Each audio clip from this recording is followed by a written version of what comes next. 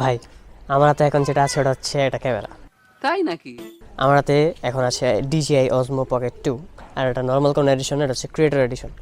দেখতেই পাচ্ছেন ক্যামেরার কোয়ালিটি কেমন, এবং যেহেতু এটা ক্রিয়েটর এডিশন এটার সাথে কিছু অ্যাক্সেসরিজও দিয়েছে, যেমন হচ্ছে এই মাইকটা। পাশাপাশি এটাতে আছে একটা এক্সটেন্ডেড ব্যাটারি প্যাক।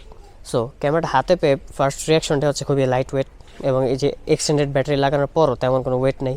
পাশাপাশি এটাতে গিম্বল আছে ইনবিল্ট, দেখতেই পাচ্ছেন খুবই স্টেবল একটা ভিডিও। সাডেন স্পাইক থাকতে পারে।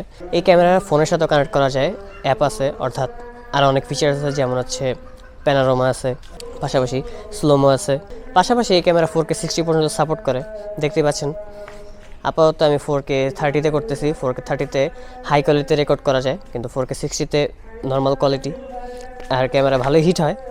4K-তে রেকর্ড যেহেতু করতেছে ভালোই হিট হয়েছে, কিন্তু স্টিল হ্যাঁ ধরার মতো, কোনো এরকম না যে আগুন ধরে যেতেছে, এরকম না। আর ইনবিল্ট মাইকেরও কোয়ালিটি কিন্তু খারাপ না, আপনারা শুনতে পাচ্ছেন। Hello mic check, hello. আপনারা যদি ক্যামেরার একটা রিভিউ দেখতে চান আমাকে জানাবেন। আমি আমার ভাইয়ের কাছে ভিক্ষা চাই হইলেও ক্যামেরাটা নিয়ে একটা রিভিউ করবো অ্যাটলিস্ট, ইনশাআল্লাহ।